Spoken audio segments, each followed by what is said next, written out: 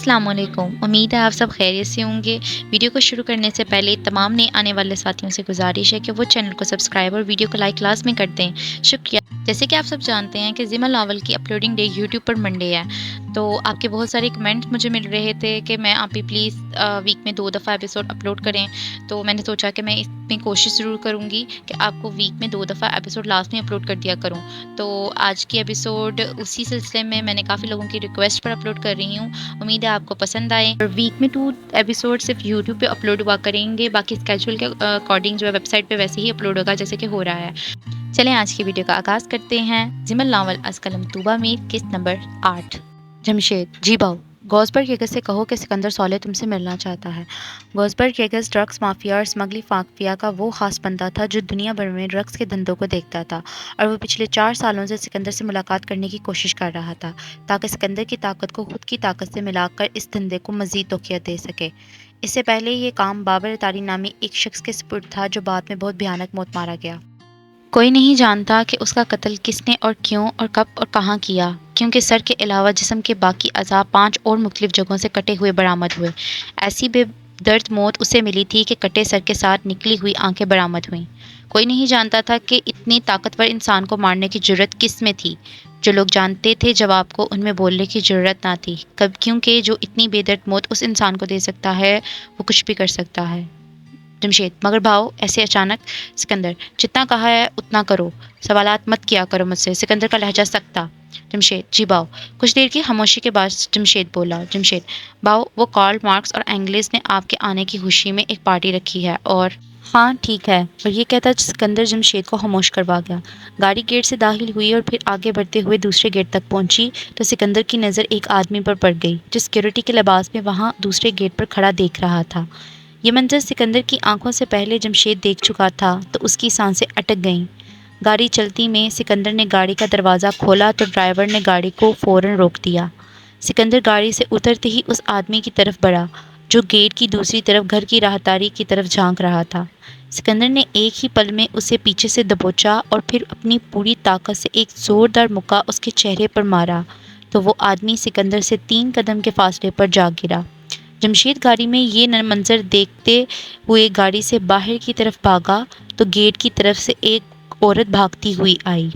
سکندر اس عورت کی آواز کو سنتے ہوئے بھی انسنا کر گیا اور پھر اس آدمی کو گریبان سے پکڑتے ہوئے ایک ہی جھٹکے سے کھڑا کرتے اسے دیوار کی طرف لگا گیا اور اپنی کوہنی سے اس آدمی کی گردن پر دباؤ دینے لگا۔ سر سر سر سر پلیز چھوڑ دیں انہیں، وہ عورت گیٹ کی دوسری طرف سے بھاگتی ہوئی آتے ہوئے سکندر سے بولی، جو ہاتھ میں ایک ٹفن لیے کھڑی تھی۔ سکندر کا غصہ کسی طور کم نہیں ہو رہا تھا اور دباؤ اس آدمی کی گردن پر بڑھتا ہی چلا جا رہا تھا۔ سر پلیز، یہ میرے شوہر ہیں، پلیز۔ اس عورت کی آنکھوں سے آنسو گرے تو سکندر کو کسی اور کے آنکھوں میں موجود 2 آنسوؤں کی جھلک دکھائی دی تو وہ ایک جھٹکے سے اس آدمی کو خود سے دور پھینکتے ہوئے چلانے لگا۔ سکندر اپنا غصہ اپنے اندر موجود غصے کو چیختے ہوئے نکالنے لگا۔ سکندر کے چلانے کی آواز دور دور تک گونجی تھی۔ نہ جانے ایسا بھی کیا ہوا تھا، مگر جو بھی ہوا تھا سکندر کا غصہ ایک پل کو بھی کم نہ ہوا اور پا رہا تھا، اور بالآخر سکندر نے ایک زوردار مکوں کی برسات اس دیوار پر کر دی جس بیچاری نے تو کچھ کیا بھی نہیں تھا۔ سکندر کے چلانے کی آواز سن کر وہ آدمی اور وہ عورت کے ساتھ ساتھ جمشید بھی ڈر گیا تھا۔ جمشید نے سکندر کو کبھی اتنی سی بات پر اس قدر غصے میں نہیں دیکھا تھا، اور پھر سکندر چلاتے ہوئے بولا، دفع ہو جاؤ یہاں سے ابھی کے ابھی، جاؤ دفع ہو جاؤ۔ سکندر خود کو ضبط کرتے اس مرد اور عورت پر چلایا تھا جو سکندر کی آواز سے ہی خاصے خوفزدہ کی کیفیت میں مبتلا ہو گئے تھے۔ دیوار پر مکوں کی برسات ابھی تک جاری تھی اور سکندر ابھی تک اپنے غصے کو کم کرنے کے لیے چلا رہا تھا۔ ہاتھوں سے خون دیوار کو مکمل طور پر بھر چکا تھا، اور یہ سنتے ہی وہ دونوں میاں بیوی وہاں سے بھاگتے ہوئے چلے گئے، جبکہ جمشید سکندر کا غصہ کم ہونے تک وہیں کھڑا رہا۔ خون سے بھرے ہاتھ اور خون سے بھری دیوار سکندر کا کچھ غصہ تو کم کر ہی چکی تھیں، مگر سکندر کی آوازیں کچھ حد تک زمل کے کمرے کی کھڑکی تک بھی پہنچ چکی تھیں، اور پھر سکندر وہاں سے اٹھتا گیٹ کو اپنے ہاتھوں سے پوری طاقت کے ساتھ جھٹکے سے کھولتا اندر کی طرف بڑھ گیا اور پھر پیدل چلتے ہوئے گھر کی راہداری سے ہوتا گھر کے اندر داخل ہوا اور پھر کمرے کی طرف چلا گیا، جبکہ ایک ملازمہ اوپر سے سکندر کے ہاتھوں سے برستے خون کے قطروں کو فرش پر گرتا دیکھ خوف میں چلے گئے۔ جمشید سکندر کے پیچھے چلتا سکندر کے کمرے کے باہر رک گیا اور پھر ڈاکٹر یارم کو گھر کے باہری حصے میں بلاتا سکندر کے کمرے میں داخل ہوا۔ سکندر کا غصہ بس کچھ حد تک اترا تھا۔ بھاؤ، وہ خون بہت بہہ رہا ہے آپ کا، پٹی۔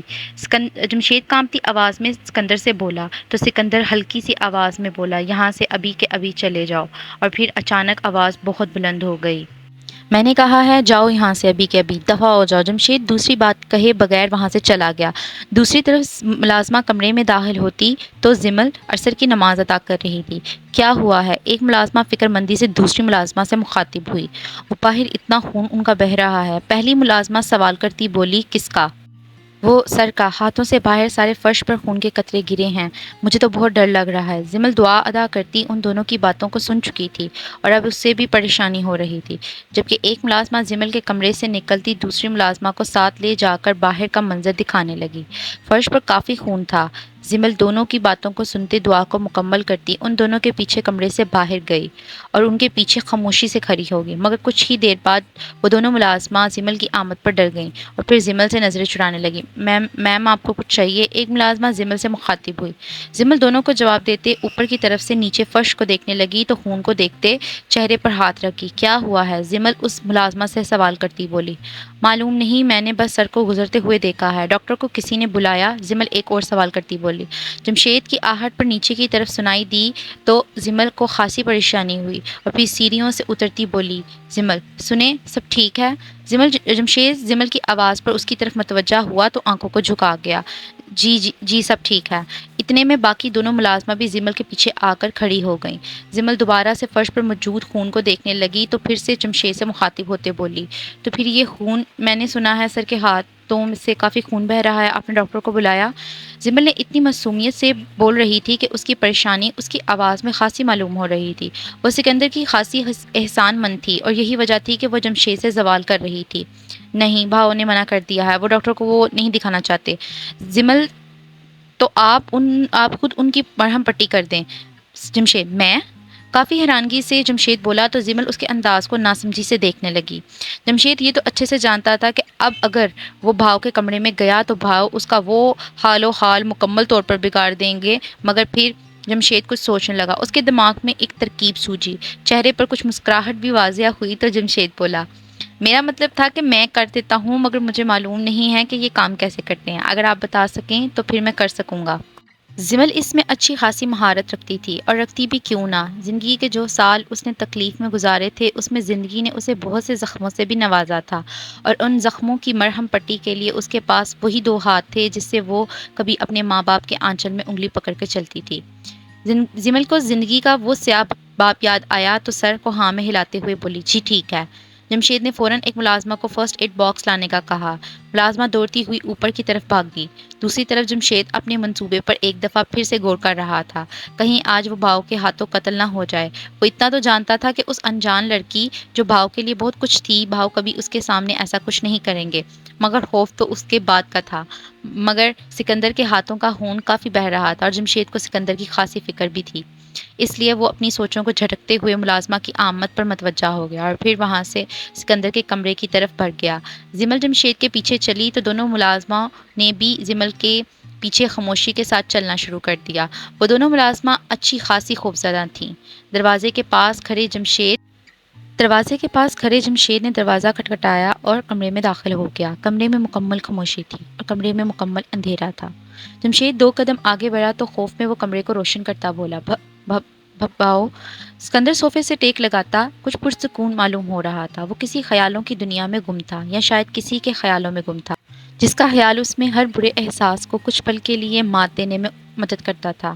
مگر جمشید کی آواز پر اس کے چہرے کے تاثرات نے سختی پکڑی، جیسے اسے جمشید کا واپس آنا بہت ناگوار سوجا ہو۔ خون کے چھینٹیں کمرے کے فرش پر بھی جمی تھیں اور ہاتھوں پر بھی خون جم گیا تھا۔ زمل کمرے میں داخل ہوئی تو پہلا دھیان اس کا خون سے بڑے ہاتھوں کی طرف گیا۔ خون میں لت پت ہاتھ اسے کسی بہت اپنے کی یاد دلا گئے تھے، کسی کی موت اور کسی کی جدائی۔ جمشید کی آواز پر جو ناگواری سکندر کے چہرے پر واضح ہوئی تھی وہ زمل کے ساتھ ساتھ باقی دو ملازموں نے بھی دیکھی تھی، جو اس ناگواری کو دیکھتے کچھ اچھی خاصی کانپ رہی تھیں۔ زمل خون کو دیکھتی کافی پریشان تھی اور یہ سوچنے پر مجبور کہ اتنا گہرا زخم ہاتھوں کے زور سے وار پر ہی ہاتھوں پر آ سکتا ہے، کیونکہ ہاتھوں سے جلد اتری ہوئی تھی۔ سکندر آنکھوں کو بند کیے اپنے ہاتھوں کو لٹکتے ہوئے جمشید کی آواز پر مکمل کنٹرول کھونے والا تھا کہ ابھی کہ وہ آنکھوں کو کھولتا، اپنی جگہ سے اٹھتا، جمشید کے چہرے کا حلیہ بگاڑتا کہ اس سے پہلے ہی آنکھوں کے سامنے وہ چہرہ آ گیا جس کے خیالوں سے وہ اپنی ذات کو سکونیت دے رہا تھا۔ آنکھوں کے کھلتے ہی وہ چہرہ نظروں کے سامنے دکھا تو سکندر کے اپنے چہرے کے تاثرات بدل گئے۔ اس لباس میں ایک دلکش خور معلوم ہو رہی تھی، جیسے سکندر کے تاریک دل میں وہ ایک خوبصورت بادل کی طرح داخل ہوئی ہوگی۔ سکندر اس لڑکی کو دیکھنے لگا جو ایک عام سے لباس میں بھی اس کے دل پر دیدار یار کی طرح وار کر رہی تھی۔ گھٹنوں سے نیچے وہ فراق سادی سی تھی جو زمل کے پوری اوپری جسم کے اعضاء کو لباس میں مکمل طور پر ڈھانپ رہی تھی۔ لباس کہیں سے بھی اس کے جسم کے کسی اعضاء کی نمود و نمائش نہیں کر رہا تھا، نہ ہی وہ لباس کہیں سے زمل کے جسم سے چپکا تھا۔ وہ اس لباس میں بہت معصوم اور خوبصورت لگ رہی تھی۔ وہ چہرہ تو سکندر کی نظروں کے بالکل سامنے تھا، مگر اس چہرے پر لگی آنکھیں کسی اور ہی طرف متوجہ تھیں، اور پھر سکندر نے ان نظروں کے تعاقب میں اپنے چہرے کو دائیں طرف موڑا تو معلوم ہوا کہ وہ نظریں سکندر کے اپنے ہاتھ پر ٹھہری ہیں۔ سکندر تو اب تک اس کا نام بھی نہیں جانتا تھا، نہ یہ کہ وہ کون ہے، مگر پھر بھی اسے نہ دیکھ کر دیکھنا اسے اپنی ذات میں موجود ہر بے سکونی کچھ پل کے لیے سکون میں بدلتی نظر آتی تھی۔ سکندر نے اس چہرے میں خود کے لیے کچھ پریشانی بھی دیکھی تھی جو سکندر کو کسی اپنے کے ساتھ ہونے کا احساس دے رہی تھی۔ جمشید جان بوجھ کر زمل کے چہرے کے آگے نہیں کھڑا ہوا تھا، بلکہ بائیں طرف کی جانب سکندر سے کچھ فاصلے پر کھڑا ہو گیا، اور اس کی یہ ترکیب بھی خاصی کام میں آ گئی تھی، جس کے کامیاب ہونے میں اسے کوئی شک نہیں تھا۔ جمشید بھاؤ، وہ خون بہت بہہ رہا ہے آپ کا تو۔ زمل جمشید کی آواز پر سکندر کی طرف متوجہ ہوئی تو پہلے سے اپنی طرف دیکھتے اس شخص کی آنکھوں سے اس کی آنکھیں ٹکرائیں تو وہ فوراً سے نظریں جھکا گئی۔ سکندر اس کی اس انداز پر ہلکا سا مسکرایا تو جمشید پھر سے بولا، بھاؤ وہ باہر ملنی تھیں تو آپ نے منع کیا تھا ڈاکٹر کو دکھانے سے، تو پھر میں آیا ہوں۔ سکندر کی نظروں کا رخ سرد نظروں کے ساتھ جمشید کی طرف مڑا تو جمشید اپنا منہ وہیں بند کر گیا۔ اچانک جمشید کا فون بجنے لگا تو وہ کمرے سے باہر چلا گیا۔ جمشید پوری تیاری سے سکندر کے کمرے میں داخل ہوا تھا، اور فون بجنے کا بہانہ تو الارم بجنے کی آڑ میں چھپاتے جمشید سکندر کی پٹی کرنے سے خود کو بچا گیا، ورنہ جتنے اس کے ہاتھ کے جوڑ تھے اس سے ڈبل ٹکڑے سکندر اس کے ہاتھوں کے کرتا۔ سکندر تو جمشید کے بہانے کو سمجھتے ہوئے خون سے بڑے ہاتھ کے اشارے سے ملازمہ سے باکس کو پکڑانے کا بولا، یہ مجھے پکڑاؤ اور تم دونوں جاؤ یہاں سے۔ ملازمہ سکندر کی ایک ہی آواز پر فوراً سے آگے بڑھتی، سکندر کو باکس پکڑاتی دوسری ملازمہ کے ساتھ وہاں سے چلے گئی۔ زمل دروازے کے پاس کھڑی ہاتھوں کو مسلتے سکندر کو دیکھنے لگی، جو خون سے بھرے ہاتھوں سے ہی خود کی مرہم پٹی کرنے لگا تھا۔ ابھی کہ یہ زمل یہ دیکھ رہی تھی کہ سکندر اس سے مخاطب ہو کر بولا، آپ بیٹھ جائیں یہاں۔ زمل کمرے میں موجود سکندر کے صوفے کے سامنے کھڑی آگے بڑھ کر بیٹھنے لگی کہ اتنے میں وہ باکس سکندر کی گود سے نیچے گر گیا، جو ایک ہاتھ سے دوسرے ہاتھ پر پٹی کرنے کی ایک ناکام کوشش کرنے ہی والا تھا۔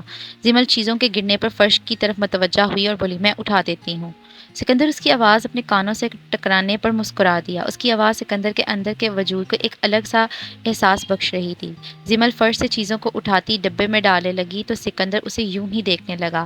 وہ اس سے صرف 2 قدم کے فاصلے پر بیٹھی چیزوں کو اٹھا رہی تھی، اور سکندر اس انجان لڑکی کو دیکھنے لگا۔ اس کے چہرے پر کتنا نور تھا، اور وہ کتنی الگ تھی، اور اس کی حیا اسے ایک روشن چراغ کی روشنی میں بدلتی نظر آتی تھی۔ سکندر کے دل نے آج پھر ایک اور مرتبہ اس سے پوچھا کہ یہ کون ہے، تو اس دفعہ سکندر اس سے مخاطب ہوتا ہوا بولا، آپ کا نام کیا ہے؟ زمل زمین سے چیزوں کو اٹھاتی پاس پڑی شیشے کی میز پر رکھنے لگی تو سکندر کے سوال کی طرف متوجہ ہوتے ہوئے جواب دیتی بولی، زمل۔ سکندر ہاتھوں کے زخم کو بنا صاف کرتے پٹی باندھتے ہوئے اس کا نام ہلکے سے دہراتے ہوئے بولا، زمل یعنی زمل۔ زمل نے اپنا نام سکندر کی آواز میں ہلکا سا سنا تو جواب دیتی بولی، جی۔ شاید اسے لگا کہ وہ شخص اس سے مخاطب ہوا ہے۔ نہیں کچھ نہیں، خوبصورت نام ہے آپ کا۔ زمل کا دھیان زخم کی طرف دوبارہ گیا تو بولی، سر آپ نے زخم کو صاف نہیں کیا۔ زمل کے منہ سے سر سنتے ہی سکندر کو بہت عجیب لگا تو فوراً سے بولا، آپ مجھے میرے نام سے بلا سکتی ہیں۔ زمل سر کو ہاں میں ہلاتے ہوئے بولی، آپ نے اس زخم کو صاف نہیں کیا بھا۔ اس سے پہلے کہ سکندر کچھ اور زمل کے منہ سے سنتا، زمل کی بات کو بھاگ تک ہی کاٹتے ہوئے بولا، میرا نام سکندر صالح ہے۔ زمل نے تو جمشید کے منہ سے باؤ سنا تھا، اسے لگا کہ وہ اس شخص کا نام ہی باؤ ہے، اس لیے وہ اسے اس کے نام سے بلا رہا تھا، جبکہ سکندر کو لگا کہ وہ اسے بھائی کہہ کر بلانے لگی ہے۔ زخم کو صاف کرنے کے لیے سکندر نے اینٹی وائرس کی بوتل کو نکالا تو زمل بولی، آپ کہیں تو میں کر دیتی ہوں، آپ یہ کرنا جانتی ہیں؟ زمل سر کو ہاں میں ہلاتے اس بوتل کو سکندر کے ہاتھوں سے پکڑتے اس کے زخم کو صاف کرنے لگی۔ جلد سے کافی ماंس اتر چکا تھا۔ سمل اس لیکوئڈ سے زخم کو صاف کر رہی تھی۔ سکندر اس لڑکی کی نظروں کے تعاقب میں اپنے ہاتھ کو دیکھ رہا تھا جو اس کے ہاتھوں کو پکڑے اس کے ظاہری زخم کو صاف کر رہی تھی، مگر ساتھ ہی ساتھ اس کے اندر کے طوفان کو مزید فروغ دے گئی تھی۔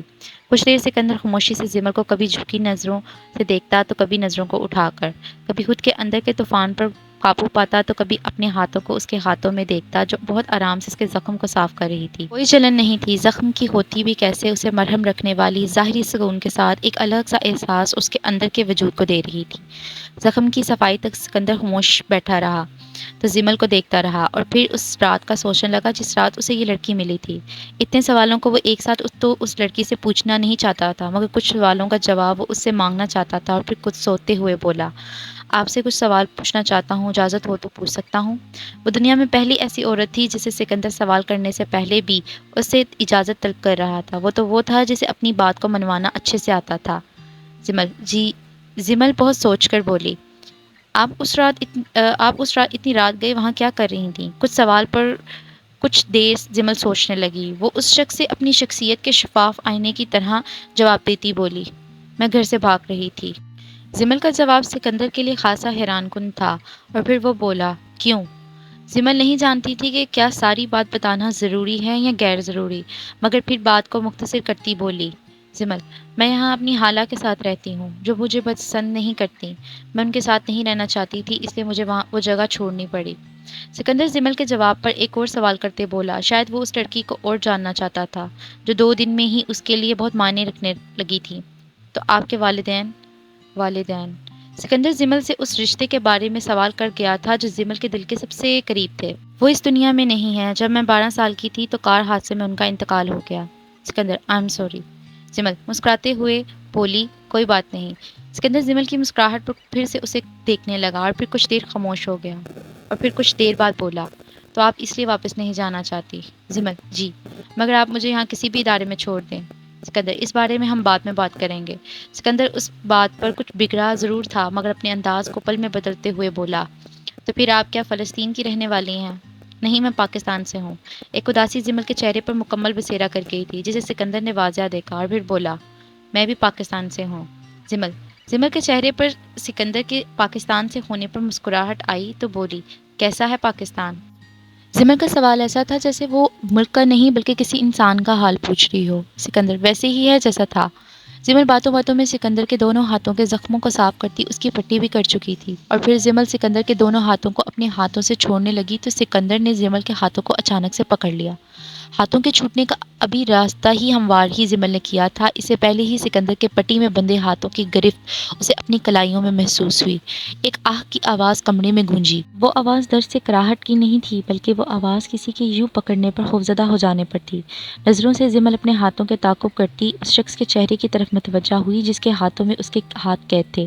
سکندر کے یوں اچانک زمل کے ہاتھ کو پکڑنے پر زمل بہت گھبرا گئی تھی، مگر چہرے پر نظر پڑی تو اس شخص کی نظروں کا تعاقب زمل کے بالکل پیچھے فرش کی جانب تھا۔ زمل فرش کی طرف متوجہ ہوئی تو زمین پر ایک کانچ کے ٹکڑے کی طرف دھیان گیا۔ نظروں کو واپس موڑتے ہوئے سکندر کی طرف مڑی تو وہ پہلے سے ہی زمل کی طرف دیکھ رہا تھا اور پھر سکندر کچھ دیر زمل کی آنکھوں میں موجود گھبراہٹ کو دیکھنے لگا جو واضح طور پر سکندر کے یوں اس کے ہاتھوں کو تھامنے پر خاصی حیرت اور خوف میں مبتلا ہو چکی تھی۔ کچھ تھا اس کے چہرے پر جو سکندر چاہتے ہوئے بھی چھو کر اسے دیکھ نہ سکا تھا۔ سکندر اپنے اندر کی بے چینی کو سنبھالتے ہوئے زمل کو اس کے ہاتھ سے پکڑتے دوسری طرف کرتے زمین سے ایک کانچ کا ٹکڑا اٹھاتے ہوئے بولا، چلنے میں احتیاط برتیں، زندگی میں بہت سے کانچ زمین پر اس لیے گرائے جاتے ہیں تاکہ وہ آپ کو گھاؤ دے سکیں اور آپ کے خیر خواہ لوگوں سے آپ کو بدگمان کر سکیں۔ تکلیف تب تک ہوتی ہے جب تک زندگی ضربے دے کر خاکی وجود کو کندن نہ بنا دے، مگر اگر انسان بدگمانی سے نہ بچ سکے تو وہ وجود کو بسیدہ کرنے میں بھی دیر نہیں کرتی۔ شاید زمل کے ایک قدم پیچھے ہٹنے پر وہ کانچ جو شاید उस बॉक्स से निकल कर गिरा था वो ज़मीन के एक कदम पीछे लेने पर उसे छुप जाता, जो सिकंदर सौले की बांसनुमा आंखों और शोलेनुमा दरकते दिल को गवारा न था, वरना वो तो सिकंदर सौले था जो कभी किसी औरत को देखना तो दूर उसे छूने की कोताही नहीं करता था, क्योंकि उसका मानना था कि औरत वो पाक चीज़ है जो दुनिया में तमाम तर ख़जानों से ज़्यादा कीमती है, क्योंकि जो हया का उस औरत के किरदार में पाया जाता है वो सिर्फ रूह में बावकारी के अरूज और आजी की बदौलत मुमकिन होता है। मगर ज़िमल उसके लिए लफ्ज़ किसी से बहुत ज़्यादा कीमती और अजीज़ थी, क्योंकि ज़िमल वो थी जिसने सिकंदर साले के वजूद में मौजूद खला को पुर किया था। ज़िमल वो औरत थी जिसमें सिकंदर ने हया का वो रोशन चिराग देखा जो शायद अगर वो दुनिया के आखिरी कोने तक भी ढूंढता तो उसे वो ना मिलता, क्योंकि वो एक ही चिराग था जिसे वो अपने घर की चार दीवारी में छुपाए हुए था। सिकंदर की बात पर ज़िमल नज़रों को झुकाए खड़ी हो गई। शायद ज़िमल के पास सिकंदर की बात का वाज़ह जवाब भी मौजूद था, मगर वो अभी जवाब देने की हिम्मत खुद में नहीं रखती थी। सिकंदर को ज़िमल खिड़की के बिल्कुल आगे खड़ी बहुत खूबसूरत और दिलकश मालूम हो रही थी, जो सिर्फ सिकंदर की बात को नज़रों को झुकाए सुन रही थी। कुछ पल में ही सिकंदर को खुद के और ज़िमल के दरमियान दोबारा से 8 कदम का फासला नज़र आया, तो वो रात वाज़िया तौर पर आंखों के सामने आ गई। दिल की दीवारों से बचता दिल किसी के एहसास को महसूस कर किया था, और फिर दिल ने उस बाहिया लड़की के किसी के साथ नाम जुड़ जाने का खदशा ज़ाहिर किया, तो सिकंदर के अंदर की बेकरारी इस कदर भर गई कि वो हाथ को दिल की दहलीज पर रखते खुद को तसल्ली देने लगा। कुछ पल के बाद सिकंदर ज़िमल की तरफ मतवज्जा हुआ और अचानक बेध्यानी में ऐसा सवाल कर गया जिसका वहाँ मौजूद ज़िमल को दूर दूर तक अंदाज़ा न था, और फिर सिकंदर अपने अंदर की बेकरारी को लफ्ज़ों में परोते हुए बोला, एक बात का जवाब जानना चाहता हूँ। ज़िमल सिकंदर की आवाज़ पर मतवज्जा हुई तो सिकंदर बोला, क्या आप शादीशुदा हैं? ये कैसा सवाल था? ज़िमल सवाल का यूं पूछा जाना कुछ समझ न सकी। ये सवाल क्यों पूछा गया था वो तो ये भी समझ नहीं पा रही थी। उस शख्स का ये सवाल पूछने का क्या मकसद था, और ये सवाल क्यों और किस लिए दूसरी मुलाकात पर पूछा गया। बहुत से सवालों का जवाब वो मांगना चाहती थी, मगर फिर सिकंदर के दोबारा पूछे जाने पर मतवज्जा हुई। क्या आप किसी के नाम के साथ मुंसलिक हो चुकी हैं? ज़िमल सवाल के यूं पूछे जाने पर कुछ घबराई तो हाथों को मसलते हुए सिकंदर की आंखों में मौजूद किसी बेकरारी और उलझनों में झगड़े बहुत से एहसासात को देखते हुए ना में सर हिलाते हुए बोली, नहीं। और फिर ज़िमल के नहीं के जवाब पर सिकंदर की आंखों में एक चमक वाज़िया हुई जो ज़िमल देखते ही देखते ना समझ सकी। सिकंदर खुद के अंदर की बेकरारी को ख़त्म तो कर चुका था, मगर ज़िमल की बेकरारी को वो समझ चुका था जो उसके सवाल पर उसे कर चुकी थी, जिस पर सिकंदर पहली दफ़ा किसी के सामने शर्मिंदा था। क्या उसे अभी वो सब कह देना चाहिए था जो वो कहना चाहता था, या फिर ज़िमल को कुछ देर के लिए उसे समझने का मौका देना चाहिए था? जो भी था, मगर सिकंदर सौले का किसी बात पर सोचना ऐसा था जैसे ज़मीन और आसमान का एक होना, क्योंकि वो तो कभी कुछ करने के लिए सोचता ही नहीं था और ना ही अपने काम के अंजाम से डरता था, क्योंकि यही सिकंदर सौले की सबसे बड़ी पहचान थी। जो वो नहीं सोचता था वो वही करता था, और जो वो सोचता था वो दुनिया को आग लगा देने के बराबर होता था। न जाने अब क्या दुनिया को सिकंदर सौले की सोचने की कीमत अदा करनी थी। आज तो मैं पक्का बाहु से मारा जाऊंगा। ये मैंने क्या कर दिया, और मैंने ऐसा क्यों किया? बाहु मुझे वाकई ही ना मार दें। पुरसुकून हो जा जमशेद, कुछ नहीं हुआ। बाहु इतने भी जालिम नहीं है कि तुम ही मार दें। और फिर अपनी तसल्ली की खुद ही धज्जियाँ उड़ाते हुए बोला, बाहु इससे कहीं ज़्यादा जालिम है जमशेद कि तुम्हारे वाकई छोटे छोटे टुकड़े करके जानवरों को खिला दें। और फिर दोबारा से खुद को तसल्ली देते हुए बोला, नहीं नहीं जमशेद, बाहु को तो तूने उनसे मुलाकात का खास मौका दिया है। बाहु ऐसा कुछ नहीं करेंगे। जमशेद घर की राहदारी पर खड़ा अपने उस प्लान को खोज रहा था जो वो बाहु की मोहब्बत में सरंजाम दे चुका था। इससे पहले कि वो आगे और कुछ बोलता कि किसी की आवाज़ कानों से टकराई, काफ़ी ज़्यादा तुम मुझे जानते हो। सांसें रुक गईं, पलकों ने झपकना छोड़ दिया। पूरे जिस्म में सिर्फ दिल का धड़कना मालूम हो रहा था। कान पीछे खड़े उस शख्स की आवाज़ पर खड़े हो चुके थे। मुड़ने की जमशेद में हिम्मत नहीं हुई तो कंधे पर भाव के हाथ का एहसास हुआ तो जमशेद घुटनों के बल बैठ गया। सिकंदर के चेहरे पर मुस्कुराहट वाज़िया हुई। सिकंदर खासा खुश मालूम हो रहा था, और फिर जमशेद को घुटनों के बल बैठते हुए देखकर बोला, अगली बार अलार्म लगाते हुए 2 मिनट पहले का लगा लेना, ताकि वो करने की भी तुम्हें ज़रूरत पेश ना आए। बब्बा वो मैं अब मैं करने की ज़रूरत नहीं है। ये याद रखा करो कि मैं सिकंदर साले हूँ, कोई गली का आम गुंडा नहीं जो लोगों की खसलत और रवैयों से वाकिफ़ ना हो। चलो उठो अब। जमशेद सिकंदर की बात पर कुछ मुस्कुराया और फिर फ़ौरन से खड़ा होता बोला, भाई वो सच में भाभी ने, वो मेरा मतलब था कि उन्होंने कहा था, हाँ बाद में इसका हिसाब तुमसे लूँगा, अभी गाड़ी की चाबी मुझे दो। जी बाओ ये लें। जमशेद अपनी जेब में हाथ डालता बोला,